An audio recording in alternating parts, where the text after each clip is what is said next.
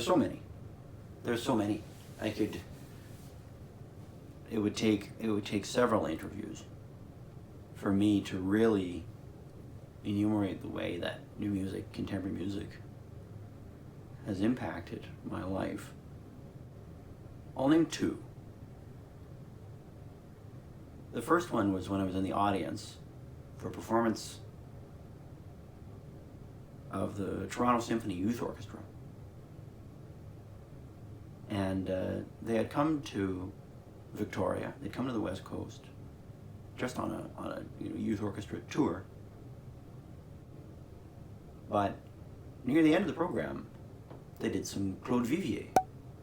And Claude Vivier, he's getting more attention now as a major voice in Canadian music, and someone who was taken far too early. I think he was something like 35.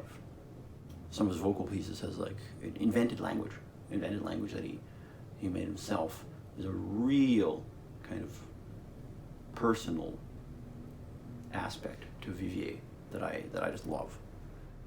This is a piece of his late 70s, early 80s, Orion, that they did, that involves these great chords from the orchestra in perfect fifths, and I think a tam-tam player and a woodblock player. It's one of them that sings as well, that intones the and a great clack.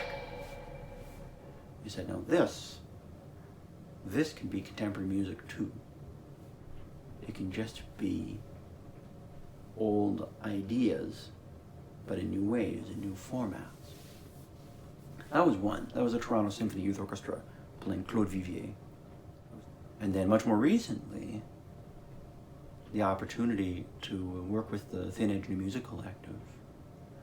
Although I was still in Victoria at the time, this was during the pandemic, and they ended up doing the live stream of it, and it was largely thanks to my wife's help, thanks to Maria Eduarda's help, that the piece went ahead. She assisted immeasurably in the rehearsal process, and that I felt so grateful to her and grateful to the ensemble that even during a global pandemic, they proved that contemporary music could still be made, that nothing was going to stop us.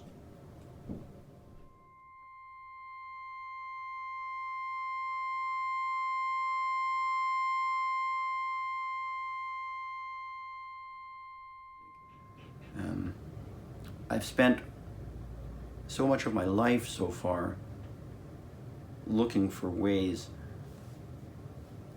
outside of expectations of any kind of industry. Because when we're talking about the popularity, one requires some kind of industry, some kind of infrastructure to make that happen. Teams of songwriters and producers and publicists. Some more popular kinds of contemporary music, I'm thinking of especially American minimalism, the Philip Glass and Steve Reich and John Adams, really had a big cultural moment in North America, at least in the 1980s, 1990s, with their ostinati, with their use of a modal language or a major minor system, something loosely resembling a common practice language. And this, at least in my lifetime, is about as popular as contemporary music has gotten. But it's something that is so far from what I am interested in. My concerns for my own music, my own aesthetic concerns, are simply how can I draw people deeper into the present moment with my music? How can I help people anyone who comes to a performance of mine, how can I help them have an experience that's free of concerns of anything going on outside the concert hall? How can I help them draw them in to the same kind of focus and concentration and auditory experience that the musicians are hopefully having? And that's, for me, a life's work.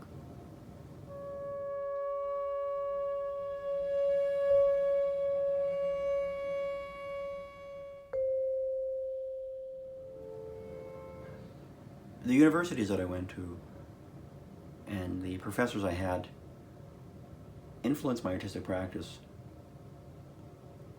in ways that I probably don't even realize. It's quite profound, the ways that I've been influenced by the thinking of the people I've met, the professors I've met, and especially musicians I've met. I think my own academic training in music has been extremely important for getting outside perspectives of names that I otherwise would not have encountered growing up in Victoria, growing up on the west coast of Canada. That, at least over the years that I lived there, slowly became more and more of a kind of place where people wanted to come to give contemporary music concerts. But when I started studying, was not necessarily that same kind of place. But the professors, especially at the University of Victoria, the composition faculty, were very enthusiastic about contemporary music, about finding new voices and new composers, and keeping this spirit of innovation and questioning and inquisitiveness of the 1960s, 1970s, of keeping it alive, of keeping that inquisitive spirit alive. And I think a big aspect of that inquisitive spirit has stayed with me to the present day and always will.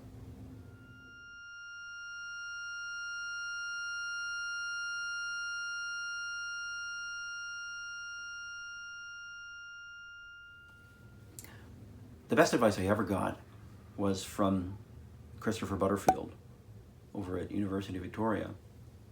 I took a composition class from him, which was open to anyone who wanted to take it. And one thing I'll never forget that he said was, think about the sound you want first when you're composing. The rest comes later.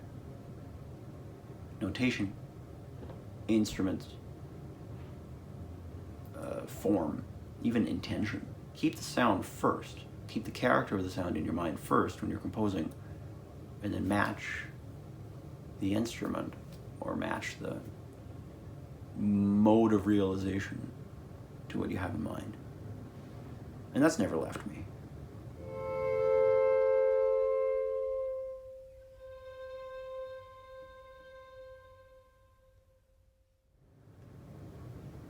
Don't hesitate to write what you want. Only you know what you want.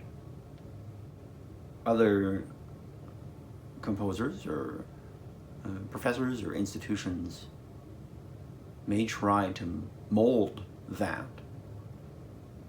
and many will have good intentions in molding that, but kind of the core of the idea, the whole reason that you're writing a piece in the first place, hopefully, is that you know what you want.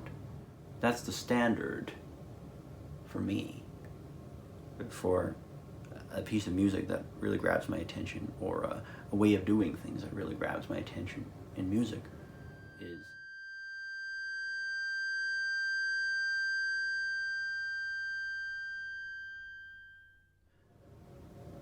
I am a composer. I write mostly chamber music.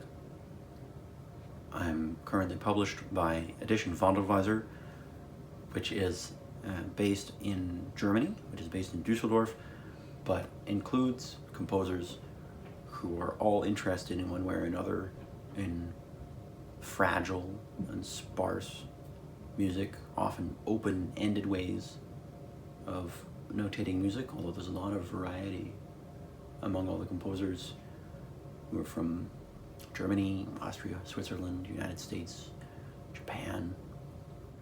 I'm also a guitarist. I perform music from the Vondelweiser edition on guitar, sometimes on mandolin. Every now and then I'll play music from the common practice era as well on classical guitar. I've also been active as a